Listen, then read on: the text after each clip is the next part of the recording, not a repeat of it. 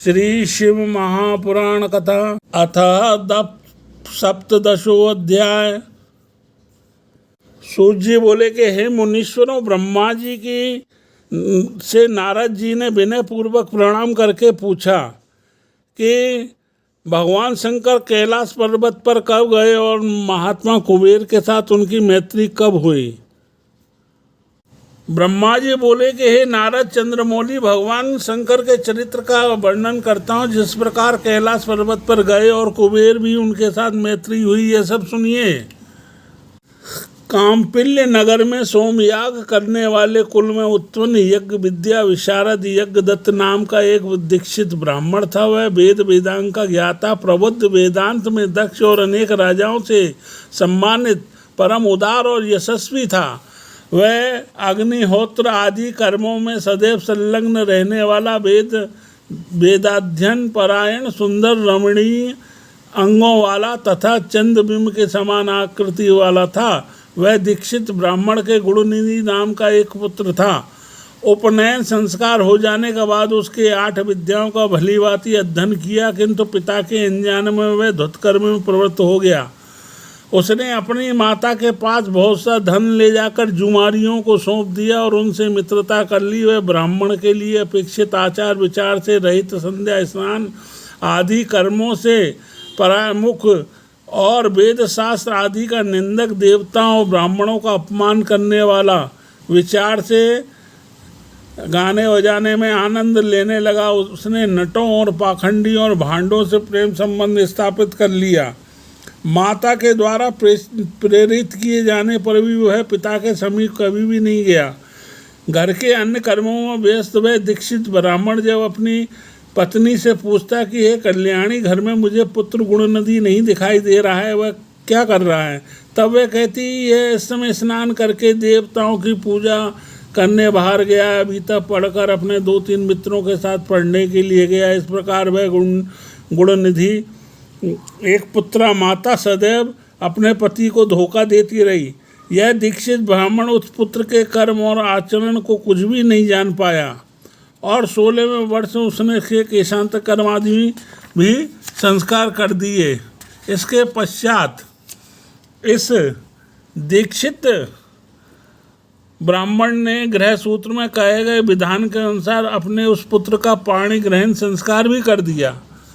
हे नारद, स्नेह से आर्द्र हृदय वाली उसकी माता पास में बैठाकर मृदु भाषा में उस पुत्र को प्रतिदिन समझाती, हे पुत्र, तुम्हारे पिता महात्मा अत्यंत क्रोधी स्वभाव के हैं।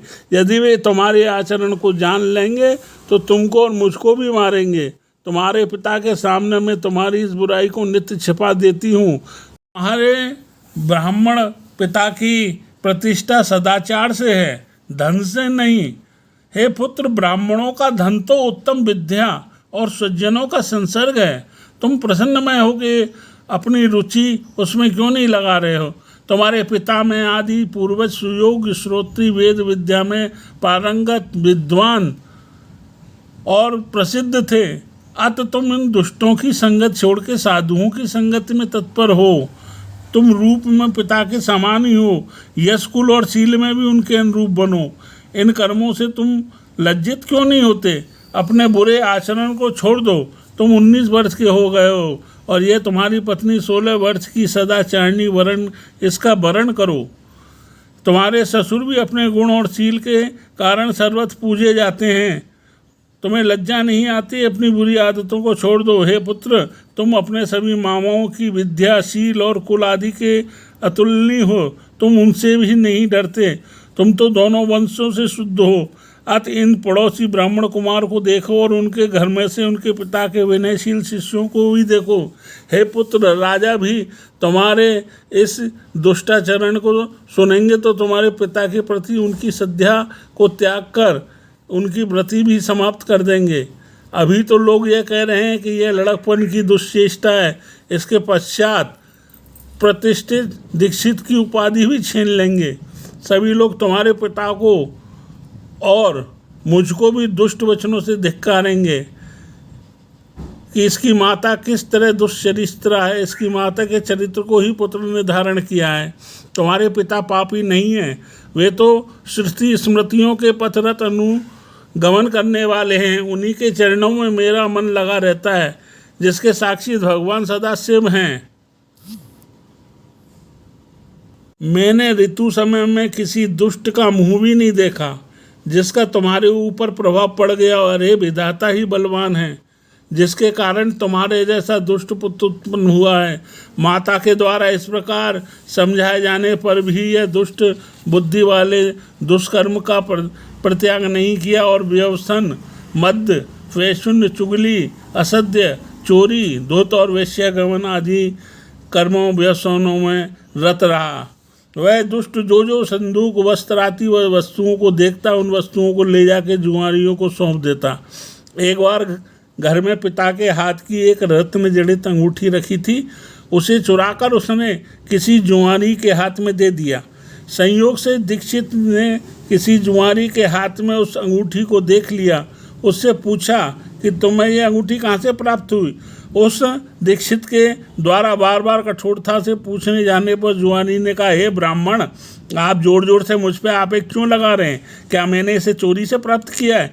आपके पुत्र ने ही मुद्रा देके इसको मुझे सौंप दिया।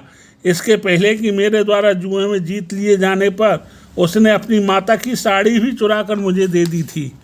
उसने मात्र मुझको यह अंगूठी नहीं दी, अब तुम्हारे घर का पूरा सामान ढो के ला के हम जुआरियों को बहुत सा धन दिया है। रत्नों का संदूक, रेशमी वस्त्र, सोने की झारी आदि वस्तुएं, अच्छे अच्छे कांसे के, तांबे के और पीतल के बर्तन भी उसने ला के हमको ढो के दिए हैं। जुआरी लोग उसे प्रतिदिन नग्न करके बांधते रहते हैं। इस भूमंडल पर उसके समान कोई दूसरा जुआरी नहीं है। हे विप्र, प्रकार अपने पुत्र की करतूतों को सुनकर ब्राह्मण का सिर सर से झुक गया और सिर पर से उसने वस्त्र को हटा लिया और नंगे सिर ही घर आया और पूछने लगा कि धूर्त पुत्र गुणनिधि कहाँ है? कहीं भी बैठा हो उससे क्या लाभ? मेरी सुंदर अंगूठी कहाँ है? तुमने मेरे शरीर में तेल उपटन आदि लगाने के समय मेरी अंगूठी को निकलवा कर जाने कहाँ रख दिया। रत्न जड़ित अंगूठी को लाकर शीघ्र मुझे दो। इसके इस वचन को सुनकर दीक्षित पत्नी भयभीत हो उठी और बोली, इस समय मध्याह्न काल की स्नान क्रियाओं को संपन्न कर रही हूँ। देव पूजा के लिए अर्पित की जाने वाली सामग्रियों को एकत्र करने में मैं व्याकुल हूँ। मैं किसी पात्र में अंगूठी को रख दिया होगा, अभी मुझे याद नहीं है। दीक्षित बोला, अरे दुष्ट, पुत्र को उत्पन्न करने वाली, हे सदा सच बोलने वाली, मैंने जब जब तुझसे पूछा पुत्र कहाँ गया, तब तूने यही कहा, हे नाथ, वह पढ़कर अपनी 2-3 मित्रों के साथ पढ़ने के लिए गया है, पूजा के लिए गया है। मजीठी रंग की साड़ी कहाँ है जिसको मैंने तुम्हें दिया था, जो घर में रोज टंगी रहती है? सच सच बताओ, मेरे रत्न जड़ित दुशाला कहाँ है? डरो मत।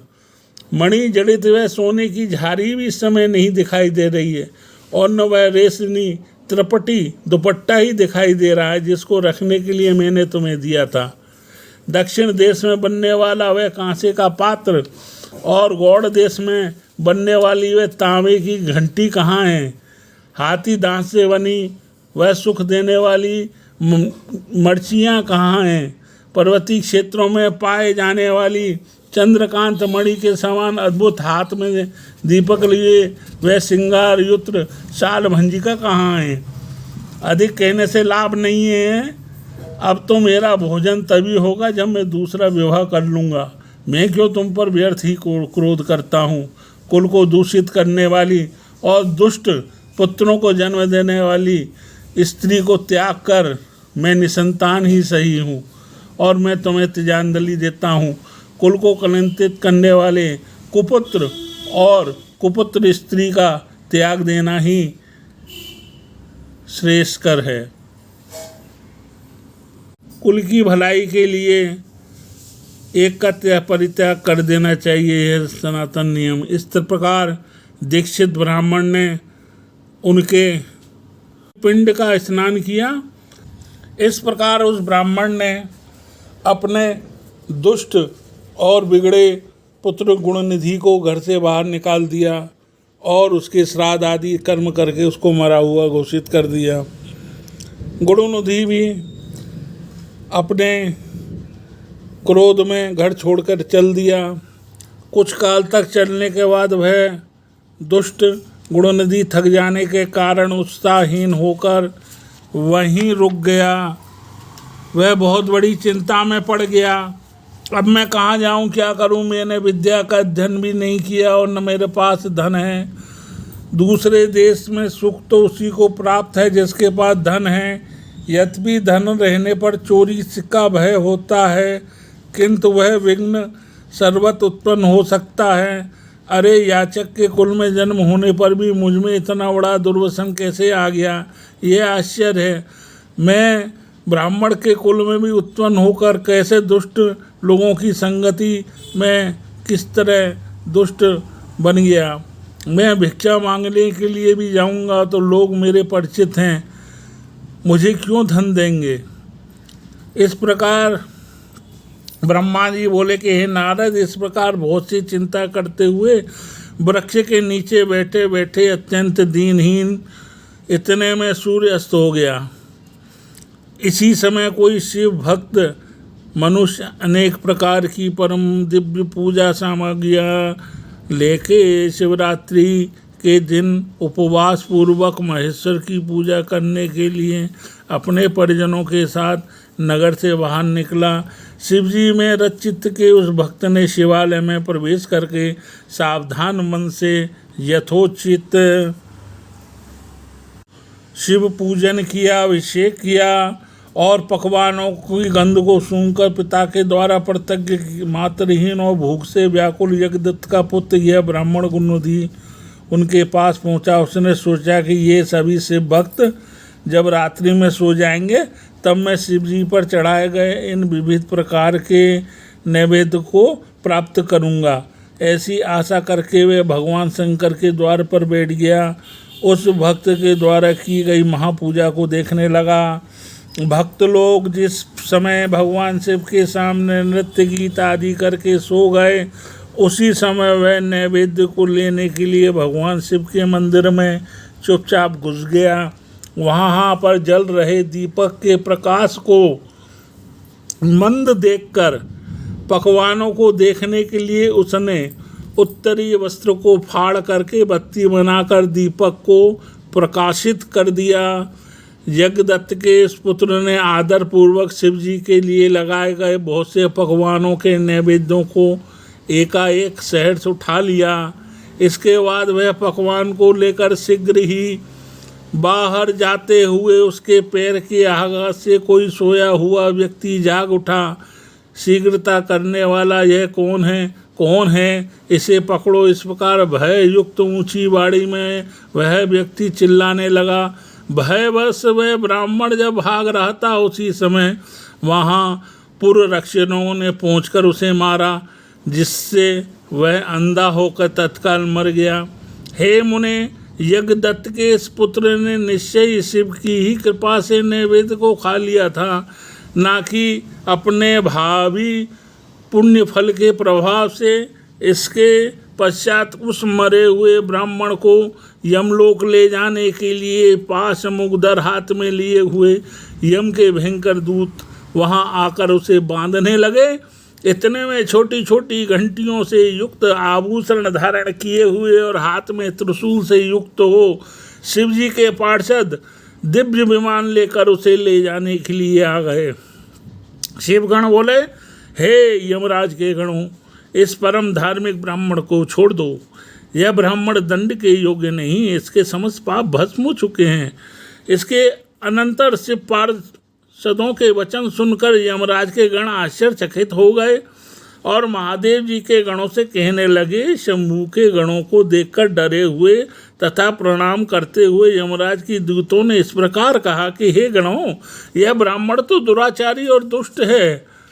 यमगण बोले, कुल की मर्यादा का उल्लंघन करके यह माता पिता की आज्ञा से प्राणमुख सत्य सोच से परिभ्रष्ट और संध्या और स्नान से रहित था।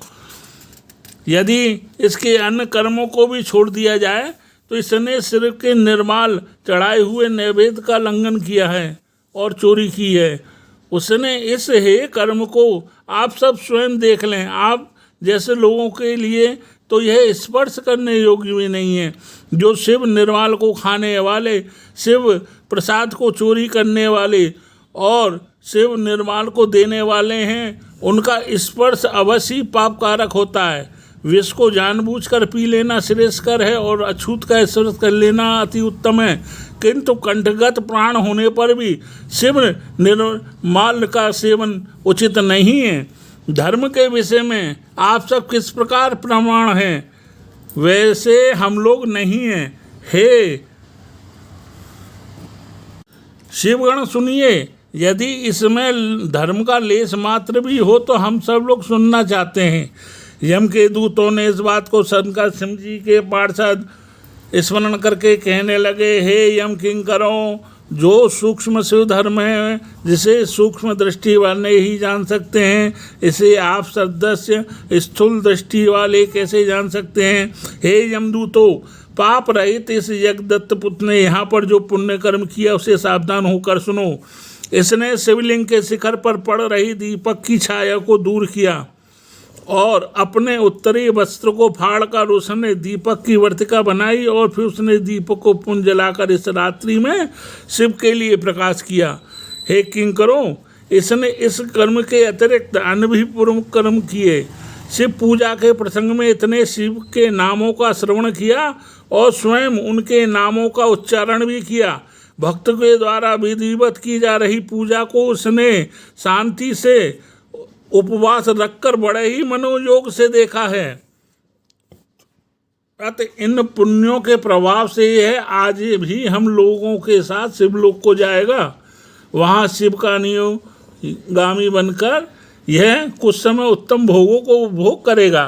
तत्पश्चात अपने पाप रूपी मैल को धोकर यह कलिंग देश का राजा बनेगा, क्योंकि यह श्रेष्ठ ब्राह्मण निश्चय ही शिव का प्रिय हो गया है। हे यमदूतों, अब इसके विषय में कुछ कहने की आवश्यकता नहीं है। तुम लोग जैसे आए थे वैसे ही अति प्रसन्न होकर मन के अपने लोक को चले जाओ। ब्रह्मा जी बोले कि हे मनुष्य, उनके वाक्य को सुनकर यमदूत अपने लोक को लौट गए और गणों ने यमराज से संपूर्ण वित्वार्थ निवेदन किया और शिवदूतों ने उनसे जो कहा यह समाचार उन्होंने सुना दिया। धर्मराज बोले, हे गणों, तुम सब सावधान हो के मेरे इस वाक्य को सुनो। जैसा आदेश दे रहा हूँ वैसा ही तुम लोग करो।